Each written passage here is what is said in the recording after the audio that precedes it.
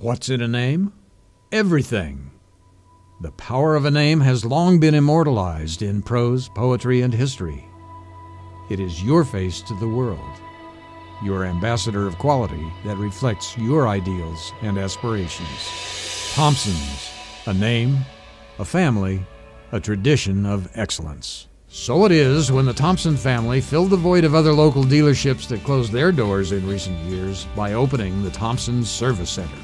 They selectively hired the best of the best factory-trained and certified technicians for all Ford Power Stroke and Dodge Cummins diesels, Ford, Chrysler, Jeep, and Dodge cars, trucks, and import cars. So now you can stay local and get the best service possible for your brand of vehicle at the Thompson Service Center, 126 Forney Road in Placerville.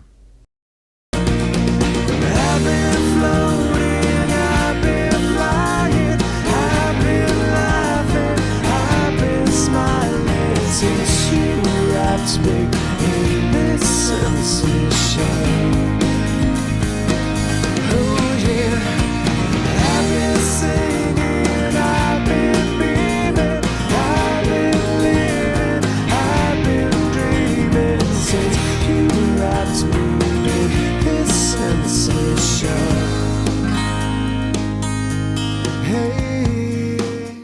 Hey everybody, welcome to California Bountiful. I'm your host, Tracy Sellers, and today we're hanging out in beautiful Venice Beach. I mean, could the weather be any better? I don't think it could be. And we've got a lot of great new stuff on the show today, so let's not waste any time and get to our first story.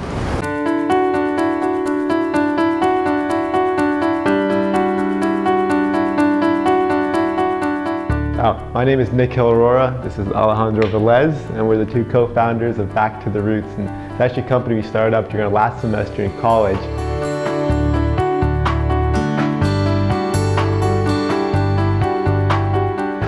About like 3 or 4 months before graduation, and we actually were in the same classes for like 4 years.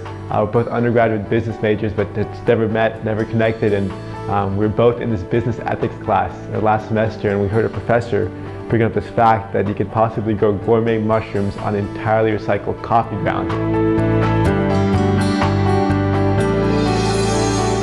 We always joke around because the company got started out of my kitchen fraternity. We didn't know much about agriculture or food, let alone mushrooms, but we both thought this idea was pretty awesome. So we tried out some buckets. We did a couple rows of 5, just put some coffee grounds in, some mushroom seed, and literally just watched YouTube videos and Googled up some different articles on how to cultivate mushrooms. And I think it was right after spring break that we came back and we had one bucket that had this gorgeous crop of mushrooms. And looking back, we're actually pretty surprised at the fact that that one grew, because the other 9 didn't grow anything whatsoever.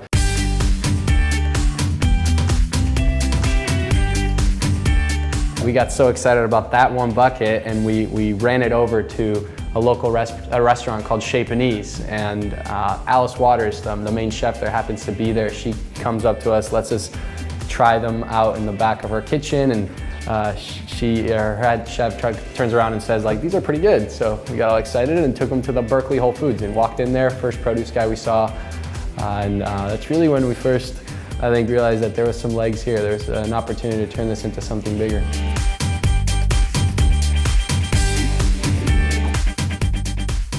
With the mushroom kit, it's a little brown box, and inside is all the substrate or the soil that we've used to grow the mushrooms on. And when you open the box up and you slip the bag, just mist it twice a day with a little mister, like once in the morning, once at night.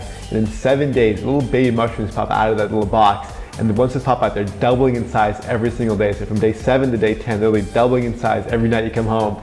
And by day 10, you can harvest your first full crop of gourmet oyster mushrooms and just throw them in pasta or some soups. And whenever you're ready, just turn the box around and do the same thing on the back side, and you get a whole new crop at the back as well.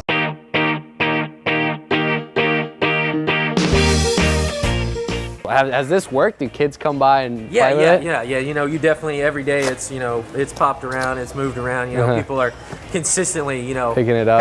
Kind of, what is this about, you know? So you said you looked at these, in 10 days you get a full crop of mushrooms? For us, it's all been about, you know, coffee grounds at the start, but we knew if we could find a partner who shared that same sense of sustainability and this purpose behind, you know, the company.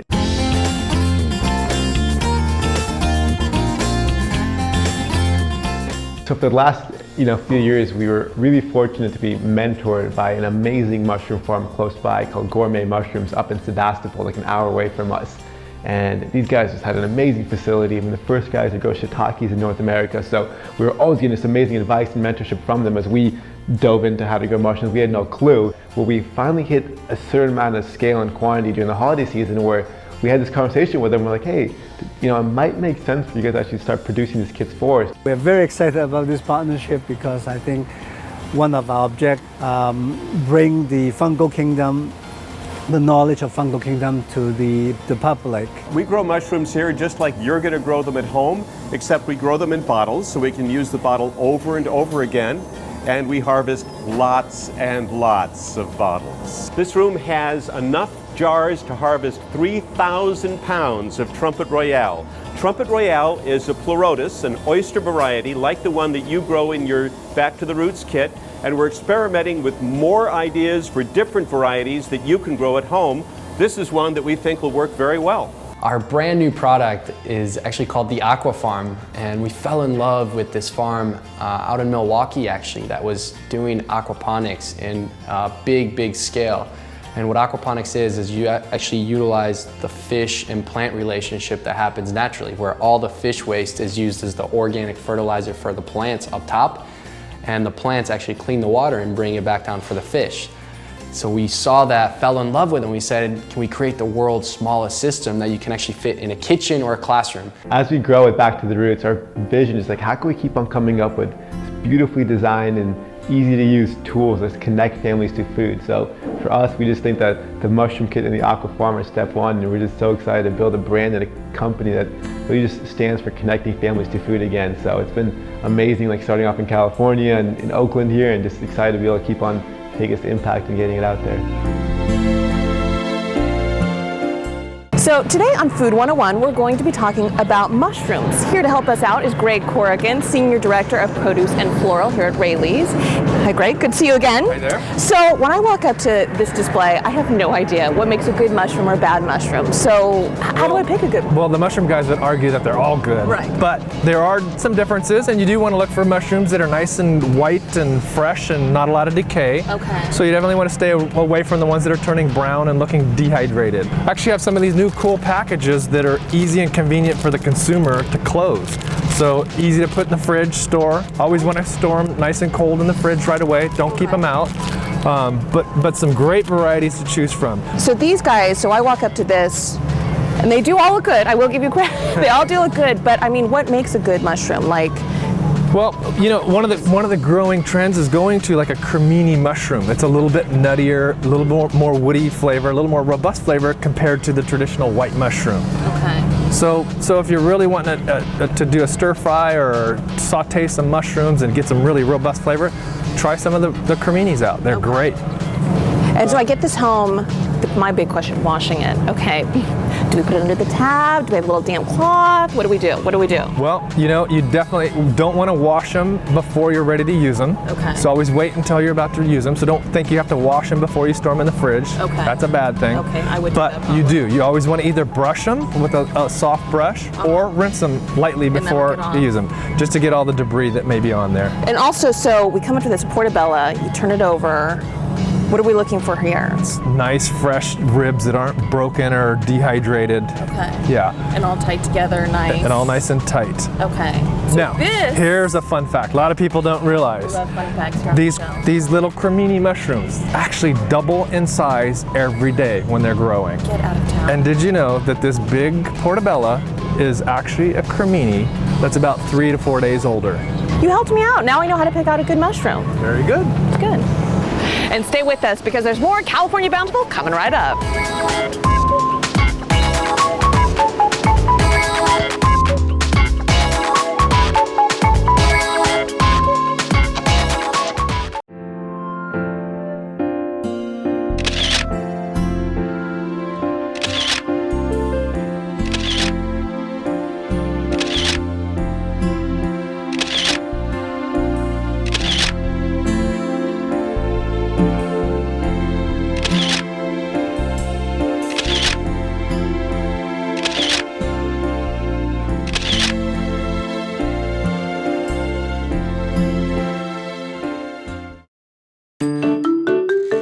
My name is Patrick Mulvaney, and my wife Bobbin and I own Mulvaney's Building and Loan. It's a restaurant, banquet hall, and a catering facility here in Sacramento, California. Focus on local, seasonal food. So our menu changes every day, and it all depends on what the farmer brings in the front door. Every day brings a new excitement here because of the farmers that are around here. Everybody brings it in here to our restaurant so that we can put it on a fork, and our guests get to enjoy it.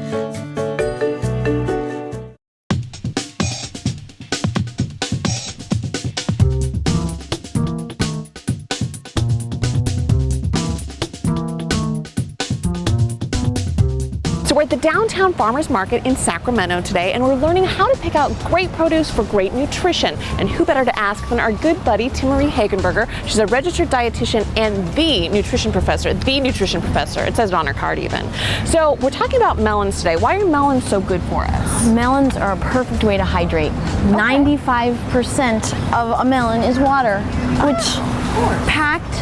which means lots of bites for not many calories. Exactly, and fills you up. And fills you up. Okay. So this melon is a Gallia melon, which is a cross between a cantaloupe and a honeydew. Okay. So whenever you look for a melon, especially for a cantaloupe or one of these varieties, you want to make sure that the flesh underneath this netting or webbing is yellow. We don't want too much gray or green because that's not going to be ripe yet.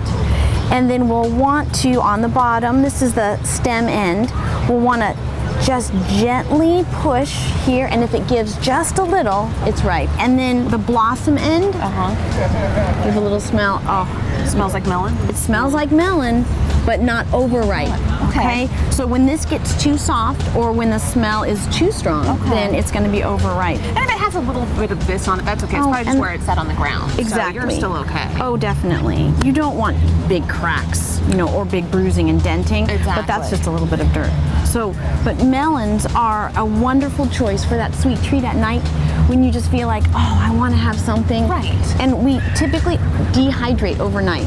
And so you wake up in the morning, and if you had some melon the night before, you're going to be doing a little bit better. And melon's also a great breakfast. Interesting. Slice one in half, scoop out the seeds, and I actually have a special treat that we're going to do in the kitchen. Excellent. Stay tuned for that. So we're home from the market and we are ready to get cooking. What are we going to do with this beautiful melon here? Well, we're going to take this Gallia melon, and remember, this is a cross between a cantaloupe and a honeydew, and we're going to make cool melon soup. Ooh. Yes, refreshing. It's desserty. You can even stick it into the freezer and make it slushy. Okay. But it's super easy. Very posh. Okay. So this is spa food. I'm desserty and posh. This is so perfect. Perfect. Okay, good. So to cut a melon, we want to cut the bottom off so we have a flat surface. Oh, good. Okay, and we cut the top off. Yeah, that's that a great way. tip, because otherwise you're... Yeah. So then we just follow the rind all the way down. Oh, can you smell it? Oh, it's fragrant. Oh, it is. So we're going to cut this in half. And now here we go. Let's get a little bowl for the seeds. Yes. All right, perfect. So we're just going to want to take out the seeds. Don't want to lose any of the wonderful flesh. And we just want to cut it into big chunks because we're going to put it in the food processor, so you don't have to worry. So the pieces to this mix and match include a melon, citrus of some type. So with any type of citrus, we can't forget that the outside zest is very, very good for the body. In fact, reduces skin cancer. So we don't want to just slice this up and use the juice. We want to use the zest as well. Oh, okay. So this is a little microplane, and this will allow us to just get that very thin layer where all of the essence and these phytonutrients live. What else do we have in here? Well, we have some mint, and then we also want a little kick. So you could use a little jalapeno, or we're going to use a little bit of cayenne. Now we want some juice, but if it's much easier to juice these or to zest them once they are whole. Okay, got some juice in there. So we're going to use, we always want to use whole food sources. So for sweetener, we want to think about dates instead of adding some kind of processed sugar. So I have softened dates just in water. So we'll put one in there to start. Working, but the machine does the work. Exactly, this is the best part. Yes, this is easy. So we're ready to plate. We are. Excellent, let's see how this is done. Oh, that's good.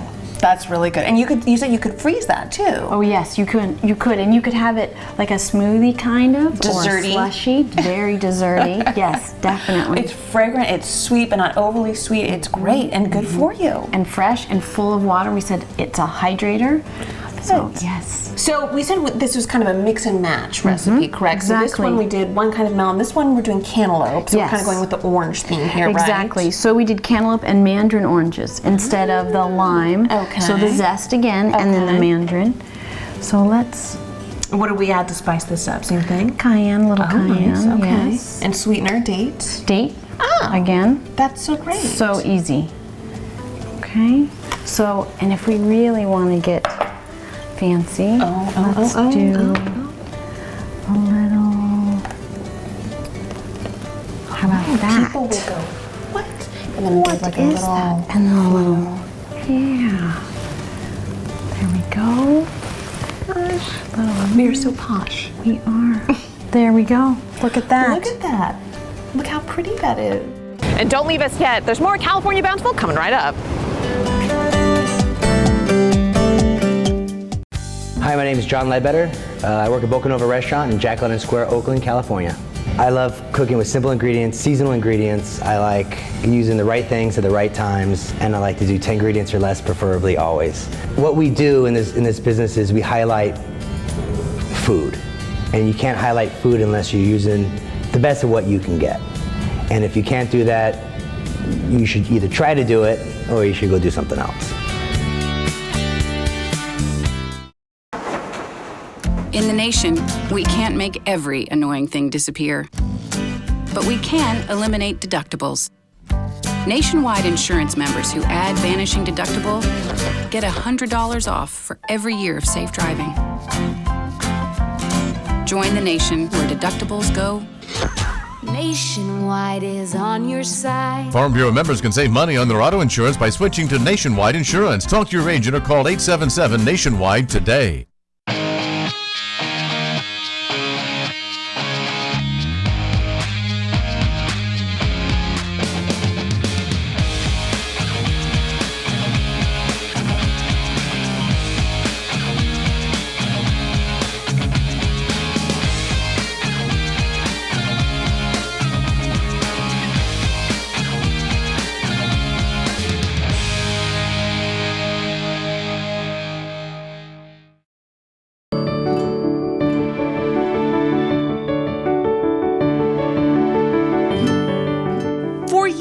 Our parents have told us to eat our greens, but these days it seems like there are more greens than even our parents could have imagined for us. That plethora of produce that's at our fingertips now is in part thanks to farmers like Frank Ratto of the Ratto farming family in Modesto, whose farm's motto is, if it's green, they'll grow it. We're not the normal growers. We're vertically integrated as a company. Therefore, we do every phase of the growing through marketing of the operation of the produce.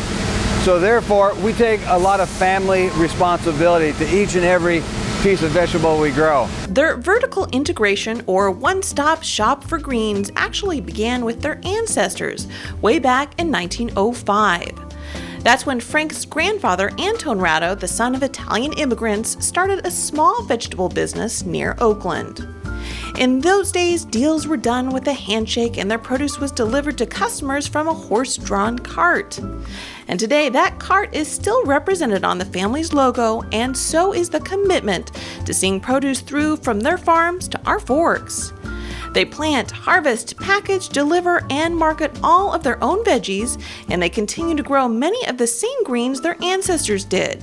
From collard greens to cabbage to spinach, the family offers more than 70 varieties of leafy greens. And over the years, they've chosen not to grow a lot of one thing, but rather a lot of smaller crops in order to stay true to their roots. We grow a kind of a unique, eclectic mix of vegetables, all specialty items. And the reason why is our ethnic roots are Italian, and we grew up around a lot of ethnic people. So therefore, we kind of stuck to our origin, into our niche. Therefore, it's not big volume items, but collectively they all kind of are, it's a substantial crop. They are substantial crops to grow and to sell. And though you may not recognize their name, you probably have eaten the Dorado Brothers produce, because they now grow and ship to large retailers, restaurants, and food service businesses here in California and across the country as well. In fact, with over 1,000 sprawling acres of land in production, the Dorado Brothers farm has grown to become one of the largest greens growers west of the Mississippi. And now, more than a century after its founding, the family business continues to thrive by both carrying on the Dorado family traditions and by being progressive and innovative. You know, farming has changed so dramatically. It's very scientific and very technical today versus where it was 10, 15, 20 years ago. You know, today we work with GPS and solar, and everything we've taken everything to the next level. Why? Because we want to be good stewards to the environment. We want to make sure we don't overuse our natural resources.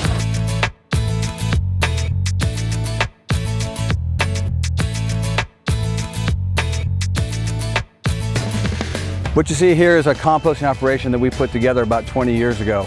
And simply, it's taking green matter from municipalities around the area that has been certified and tested, as well from our fields and from our packing facility, refuge from our crops, that's actually placed here and composted to help us put this back into our fields to fortify our soil. In addition to their composting program, the farm also uses special GPS technology, which guides their tractors in perfectly straight lines so their fuel usage goes down. In addition, they also use special reusable containers to harvest, and they have a solar field that supplies energy to power their nearby state-of-the-art packaging facility. So while the new generation of the Dorados have modernized the farm quite a bit from the days of horse-drawn carriages and hand-delivered produce, they still remain firmly steeped in old-world family traditions. You know, I think the secret to our success is just appreciating and having respect for our history, not only the history of our family, but the history of our industry. This is the greatest industry you can be in. I mean, think about it. We're providing healthy foods for every table in America. And I mean, that is a very important job because we're keeping people healthy.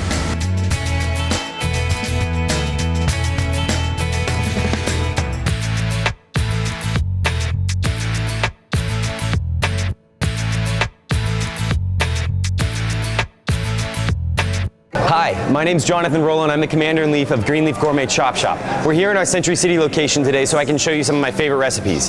This is the Mexplosion Salad, and I'm going to assemble it for you here real quick. We're going to start with some of our farm-fresh mixed greens. These come from Scarborough Farms right up in Ventura, about 40 miles away, grown for us every day. This is our sweet mix, so it's a combination of red and green oak leaves, a little bit of frisee, and some spinach. To this, I'm going to add our black bean and corn salsa. So I've roasted some corn, and we have red onion, jalapeno, and a little bit of our cilantro and chipotle sauce. A little bit of jalapeno jack cheese, give it a little bit of a kick, and some creaminess with that dairy. And then I'm going to add some roasted sunflower seeds and some toasted whole wheat tortilla croutons. To all of this, I'm going to add our citrus basil vinaigrette. Toss this up real quick. Get it nice and mixed, and then layer this into our whole wheat tortilla, which we have made for us right here in LA at Lorena. All right, and then the last thing I'm gonna do is drizzle a little bit of our chipotle orange barbecue sauce right on top. So this is our Mexplosion Salad. It's one of my personal favorites, and I hope you enjoy. Stay with us, there's more California Bountiful coming up.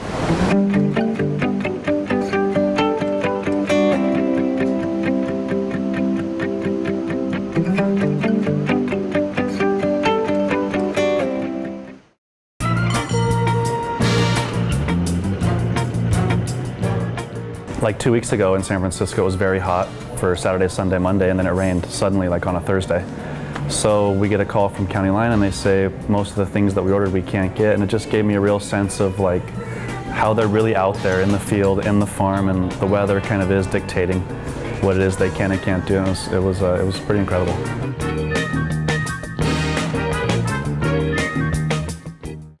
You hear Nationwide is on your side all the time, but why should you believe it? Well, Nationwide Insurance puts their members first because they don't have shareholders. Plus, you can add features like vanishing deductible to your policy, and then take $100 off your deductible for every year of safe driving until your deductible could vanish completely. Deal. Nationwide is on your side. Farm Bureau members can save money on their auto insurance by switching to Nationwide Insurance. Talk to your agent or call 877-NATIONWIDE today.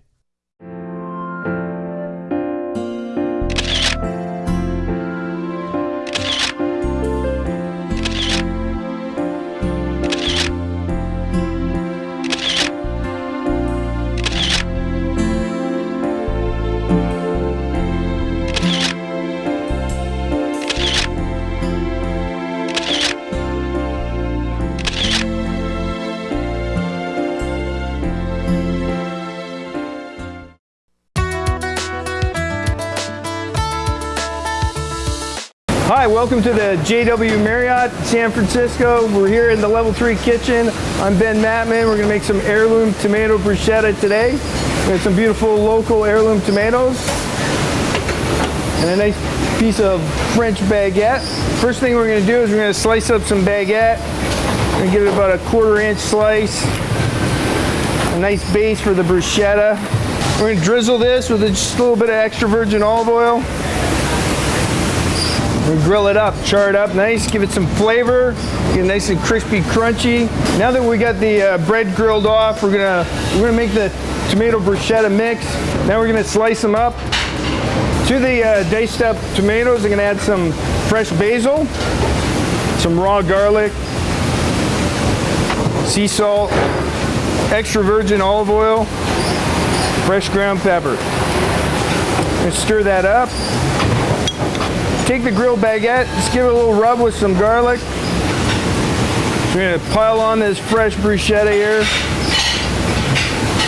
Pile on as much as you can without it falling off.